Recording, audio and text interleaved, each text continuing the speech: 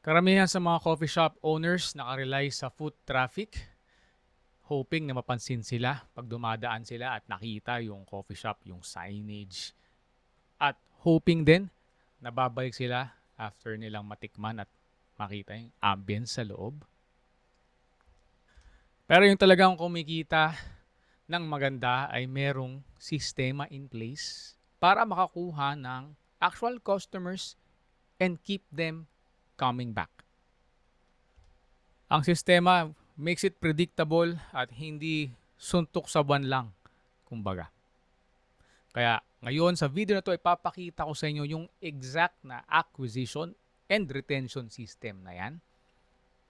Natutulong para pumaldo yung coffee shop mo using Google Maps, influencers and loyalty programs and also review incentives without spending a single peso sa ads. Kaya make sure na panoorin mo ang video na to hanggang dulo dahil dito ipapakita ko lahat ng mga yan. At kung papanoorin mo at lalo na kung i-apply mo, you'll have a complete step-by-step system for both getting new customers and keeping them coming back sa coffee shop mo. Plus the exact loyalty card structure and review incentive that works best. The two-part growth engine. Part 1 is customer acquisition. Ito yung kung paano mo ma-get into the door sa loob ng coffee shop mo yung bagong customer. Karamihan nagre-rely lang sa foot traffic, sa signage. That is very old school and traditional. Yung iba naman gusto pang mag-run ng Facebook ads. Pero I tell you, pag itong dalawa na to, yung Google Maps pa lang, tsaka yung influencer marketing pa lang, paldo ka na. And I don't recommend running ads palagi, lalo na kung ikaw craft coffee shop o isa pa lang yung iyong branch. Kasi medyo masakit din sa bulsa yan kung tuloy-tuloy kang mag-ads. Kaya dito ka muna mag-focus sa dalawa dahil once na ma-exploit mo yan, ma-take advantage mo yan, sigurado ko sa'yo, papaldo yung coffee shop mo. And then yung part 2 is syempre is keep the customers from coming back. At yan yung customer retention. Turning yung isang visit mo into an actual loyal customer. By using yung 10-punch loyalty program, volume discounts, and review incentives. So more on the details ng mga yan later on this video. Why most coffee shops fail to scale. Passive hope marketing. Nakarely nga sila 100% sa random na foot traffic o naglalakad sa sidewalk. Instead na merong systematic and measurable online presence. Next is invisible sila pagdating sa Google Maps. Kaya pag may naghanap na potential customer ng coffee shops near me or coffee shops plus yung location nila, hindi sila lumalabas. Tapos, the one and done leak. 80% of first-time visitors never return because there is no structured incentive. There's nothing na maaalala nila o may incentivize sila to come back. Tapos lastly, misallocated effort. Spending 100% effort acquiring one-time customers and zero effort retaining them. Bakit importante itong last? Mas mahal guys na mag-acquire ng new customer kaysa mag-retain. So mas madali mag-retain lalo na kung tikman na nila yung product mo, nakita na nila yung coffee shop mo, maganda lahat, masarap yung kape and etc. Yung magiging gastos mo para pabalikin sila is mas mababa na.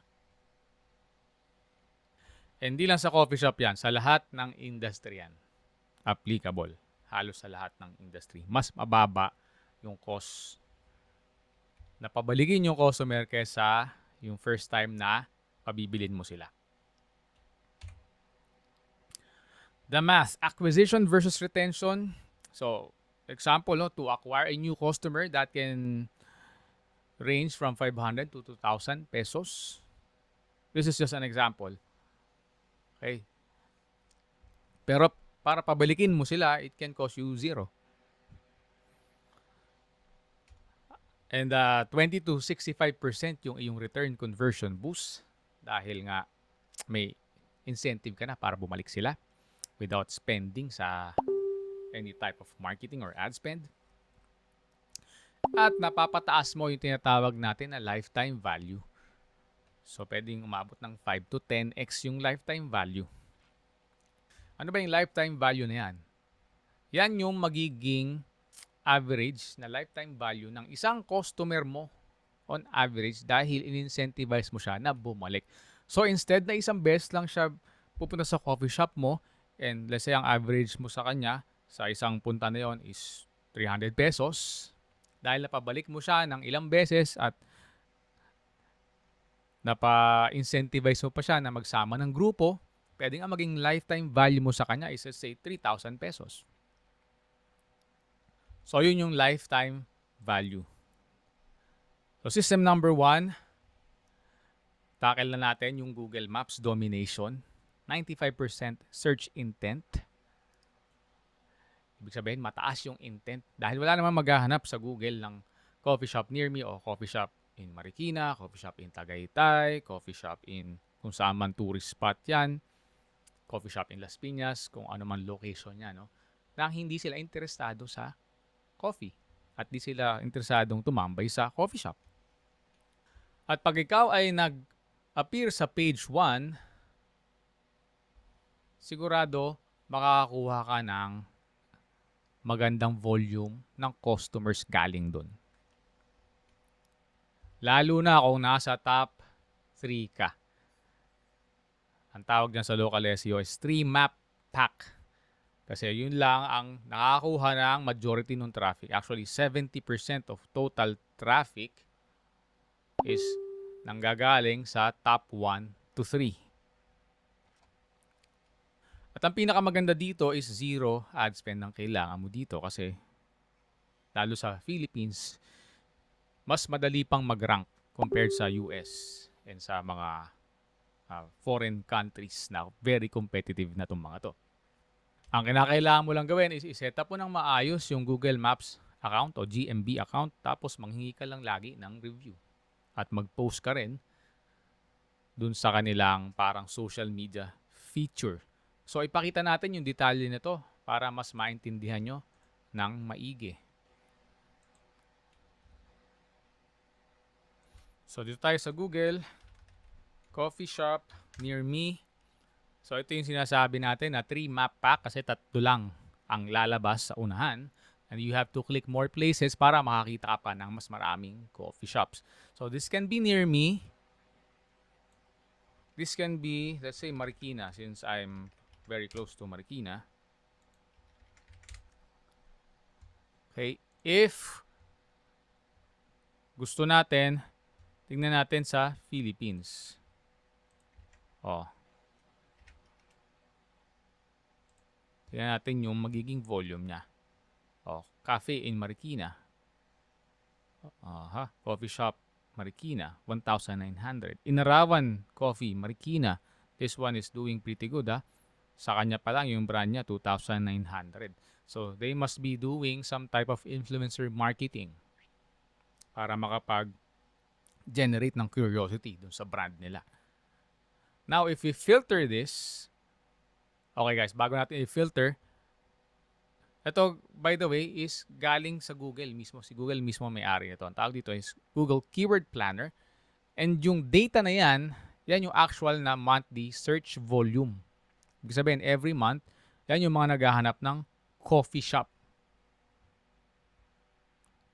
Marikina. Yung exact keyword na yan. Okay? Lagay natin Marikina.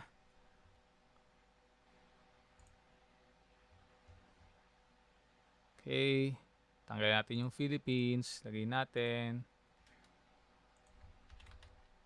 coffee shop near me.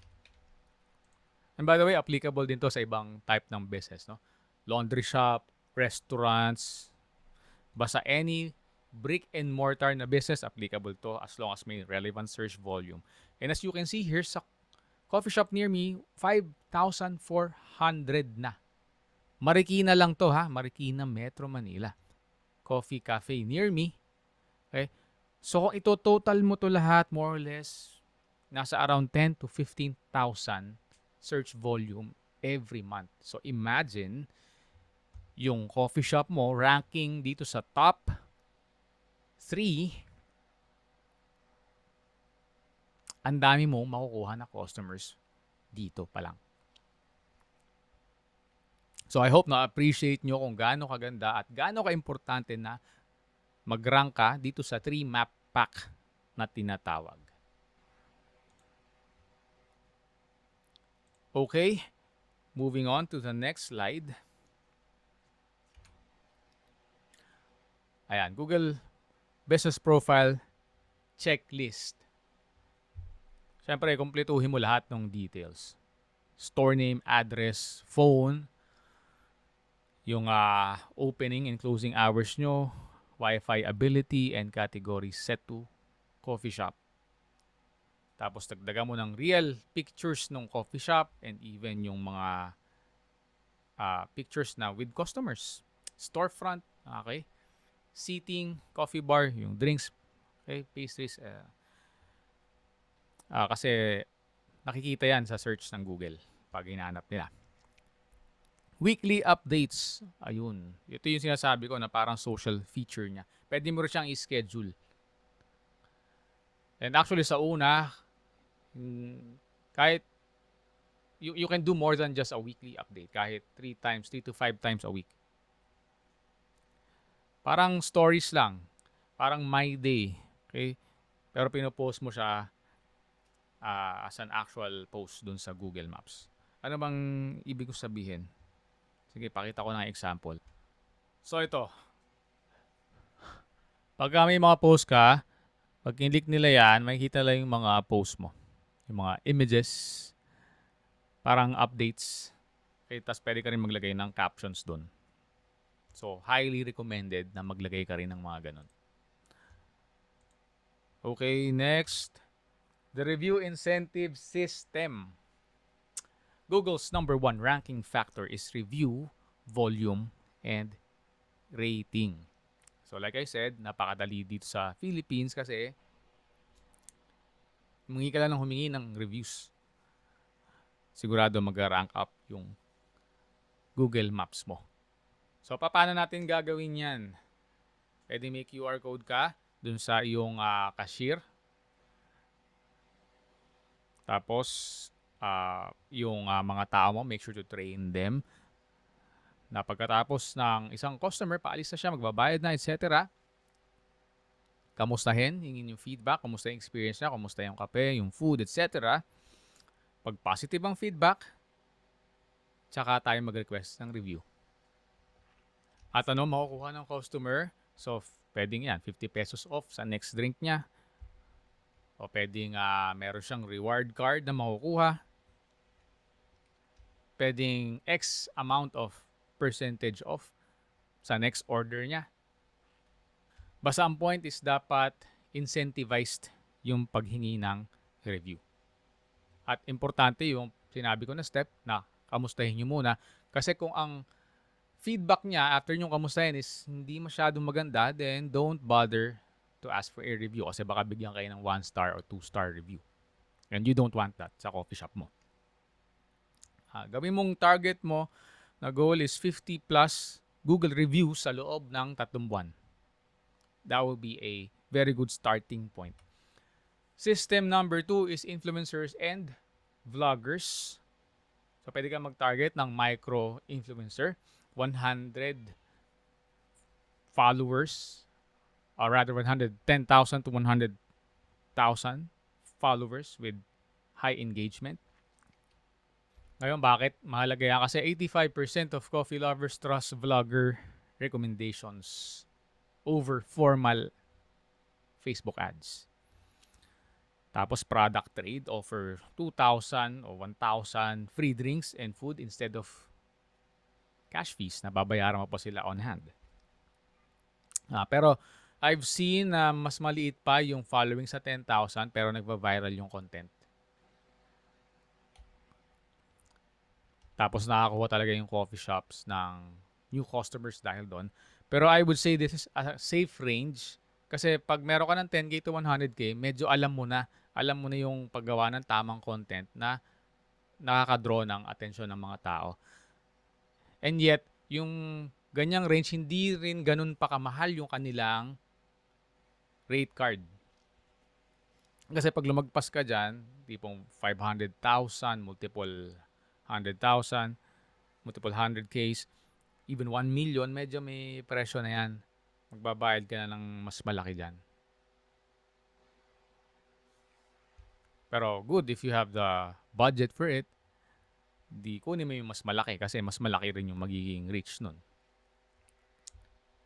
So, that's a decision that you have to make. Pero ito yung recommendation ko. Safe ka dyan. Next natin, influencer outreach blueprint. Siyempre, magdi-DM ka. Ayan na. Saan ka magdi-DM? Sa TikTok, sa Facebook, sa Instagram. Free 2,000 o 1,000 meal plus coffee. Sama mo yung mga friends o family mo. VIP treatment. Reserve the best lit table. Okay, brief baristas. I-brief mo yung mga baristas mo and offer mo yung signature drink nyo for presentation. Okay, best table. Siyempre, magbi-video yan. Maayos yung lighting para mas maganda yung magawa nilang video for you. And then, track results. Give influencer a custom code para kahit papano, meron kang natatrack kung effective ba yung ginawa niya. Dahil nga, ang isa sa rules sa digital marketing is what you cannot measure, you cannot scale. Retention number 1, 10 punch loyalty card. Parang yung binibigay ng mga massage spa. Diba? Para bumalik ka, may loyalty card na binibigay. Sa coffee shop, pwede rin gawin yan. So, 10 punches, pwedeng 1 free specialty drink or pastry. And hindi ka na lugi dyan. Kitang-kita ka pa dyan. Dahil kailangan niyan bumalik ng 10 beses at bumili sa'yo ng 10 beses para makuha yung libre na yan. O, pwede rin to SMS or email hook. Okay, pwede mong kolektahin yung kanilang name and SMS and or email address in exchange for an incentive. Nang sa ganon, pwedeng maging part ng iyong marketing yon sa back-end. Meron kang SMS or email automation na talking just about yung mga promos and discounts. And also, reminder din na hey, sa 7 out of 10 ka na punches 3 more visits at meron ka ng free na ganito. Retention number 2, volume discounts, spend tier incentives, average order value per customer visit. So let's say nakaspend sila ng 500 pesos, meron silang 10% off. Pag 1,000 pesos, 15% off. Group order, 5 plus drinks, 15% off. Just a couple of examples na pwede mong implement. Ngayon, sa lahat ng business, meron talagang off-season, lalo itong tag-ulan. Diba? So, pwede kang maggawa ng ganito, day and time boosting para makapag-drive ka pa rin ng foot traffic kahit off hours o off season. So, pwede kang mag-happy hour, 2 to 4 p.m., 15% off sa specialty drinks. Slow day booster, double loyalty punches sa araw ng Lunes kung yun ang pinakamahinang araw nyo. Next, 90-day implementation timeline. 1 month foundation setup muna tayo. I-create mo yung GMB mo. O, ganyan, ang pangalan niya na is Google Business Profile. Okay, pero pag tinype mo yung GMB, yung pa rin yung lalabas. Okay, print 200 loyalty cards. Outreach ka sa 10 influencers. So, yung pag-create guys ng GMB is para ka lang gumagawa ng bagong social media account. Basta make sure na may Gmail ka at alam mo yung exact na pin location ng coffee shop mo. Magagawa mo yan. Month 2, momentum. Launch ka na ng review incentive. Host 2 to 3 influencer visits. Tapos send ka ng SMS card reminders. SMS or email. Okay? Cheaper option syempre si SMS. Later on, tsaka ka na mag-email. Month 3, scaling. Pag nagawa mo to guys, yung 1 and 2, posible ka na mag-rank sa top 3 sa Google Maps. I guarantee that. Okay, pero that can range from 3 to 6 months, to be honest. Depende kung gaano mo siya kaayos na gawa at gaano mo kabilis na implement. So, mag-i-increase ang repeat customer rate mo 60% or more. So magkakaroon ka ultimately ng self-sustaining growth engine kasi patuloy ang pasok ng new customers sa'yo dahil sa influencer marketing at sa Google local SEO o yung GMB na tinatawag. Tapos meron ka pang loyalty reward system para to keep them from coming back. So dyan papaldo yung coffee shop mo. I know it's very competitive no sa coffee shop space kaya nga you have to do these things para meron kang competitive edge. Kasi imagine mo, pinakita ko na yung numbers sa inyo, no? Ang dami niya, no? Marikina pa lang yan. Marikina pa lang, guys. Yan, no? Pinilter natin eh.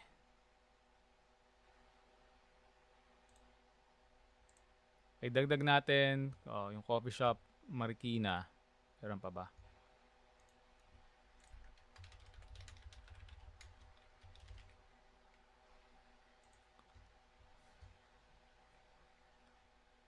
Ayun, yung cafes pa. Kasi ang cafes, siyempre naghahanap din yung tao ng kape. So, yung estimate ko nga, underestimate pa ako, no? Ang dami kasi, meron pang iba palang terms, no? So, kayo na mag-compute, guys. Doon pa lang sa, let's say, 500 na customer, masaya ka na eh. Hindi mo na ma-accommodate yung 1,000 customer eh. Okay? 7 mistakes coffee shops must avoid.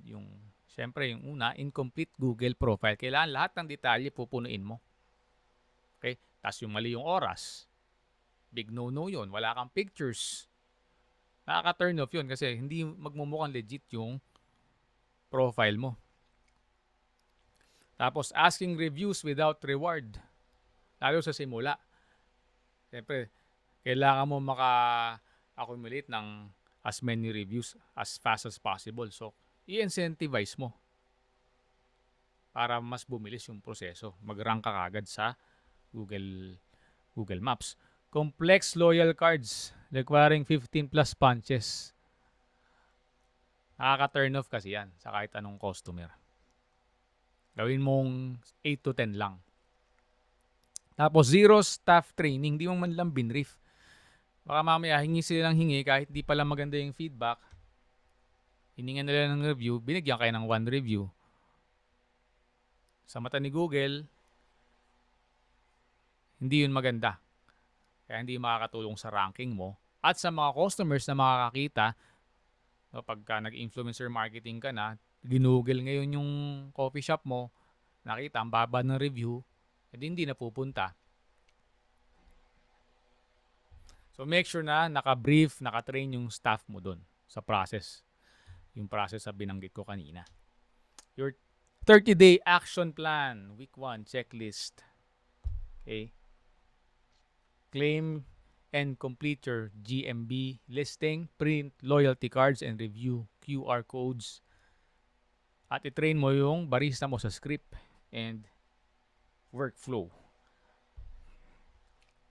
Resources and next steps. Okay, wala tayong free template sa description below. Ang meron tayo is free consultation. Yung link natin nasa description box. below. And if you find this video helpful, then I'm sure you will also find this video helpful para makatulong sa iyong business.